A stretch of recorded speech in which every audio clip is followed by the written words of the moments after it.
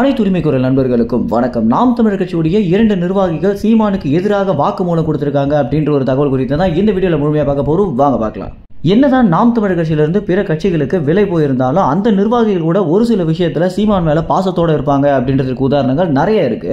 நாம் தமிழர் கட்சி குறித்தும் சீமான் குறித்தும் ஏதாவது ஒரு அவதூறு வந்துச்சு அப்படின்னா சீமான் மேல ஏகப்பட்ட விமர்சனங்கள் முன்வைக்கலாம். ஆனா இந்த தகவல்களை எங்களால் ஏற்க முடியாது அப்படின்னு வரக்கூடிய கமெண்ட்ஸை நம்மளே நிறைய பார்த்திருப்போம். இப்படி இருக்க 2 நிர்வாகிகள் எப்படி சீமானுக்கு எதிராக வாக்குமூலம் கொடுத்தாங்க அப்படின்னு நம்ம அனைவருமே ஒரு பெரிய குழப்பத்தில் இருக்கும் அப்படின்னு சொல்லலாம். இன்று காலையிலிருந்து அதிக அளவில் பார்க்கக்கூடிய ஒரு விஷயமாக இந்த ஒரு தகவல் தான் இருந்துட்டு இருக்கு.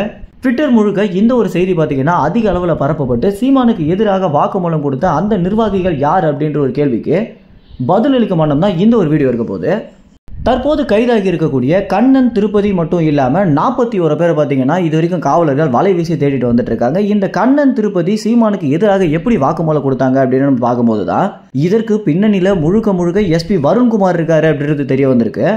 ஏற்கனவே சீமான் மேலேயும் சாட்டை துரைமுருகன் மேலேயும் ரொம்பவே கடுப்பாக இருக்கக்கூடிய எஸ்பி வருண் தற்போது இவங்களுக்கு எதிராக ஆதாரங்களை திருப்புற முயற்சியில தான் தற்போது ஈடுபட்டு வந்துட்டு இருக்காரு அப்படின்றது இதுல இருந்தே தெரிய வருது. இந்த கண்ணன், திருப்பதிக்கு கொடுத்த டார்ச்சர்னால தான் தற்போது இவங்க ஒரு வாக்குமூலமே கொடுத்திருக்காங்க அப்படின்னும், அதுவும் இந்த வாக்குமூலத்துல நாங்க கொலை மிரட்டல் கொடுத்ததற்கு எங்களை தூண்டி விட்டதே சாட்டை துரைமுருகன், இடுமவனம் கார்த்தி, சீமான் இந்த 3 பேர் தான் அப்படின்னு இவங்க சொல்லியிருக்கிறது ஒரு பெரிய சந்தேகத்தை எழுப்பியிருக்கு.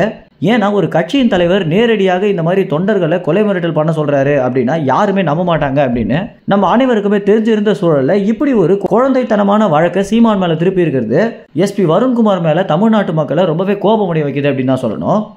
இந்த ஒரு விஷயத்தை பார்க்கும்போது ஏற்கனவே சத்தியம் தொலைக்காட்சியை சார்ந்த முக்தார் எப்படி சீமான் மேல தொடர்ச்சியாக அவதூற பரப்பிட்டு இருந்து கடைசியில பணத்தை வாங்கிட்டு தான் சீமான் மேல அவதூற பரப்புறாரு அப்படின்றது தெரிய வந்துச்சோ, இந்த மாதிரி இந்த வருண்குமார் விஷயத்திலையும் இவருக்கு பின்னால யாராவது ஏவி விடுறாங்களா அப்படின்ற ஒரு சந்தேகம் தான் தற்போது அதிக அளவில் எழுந்துட்டு இருக்கு.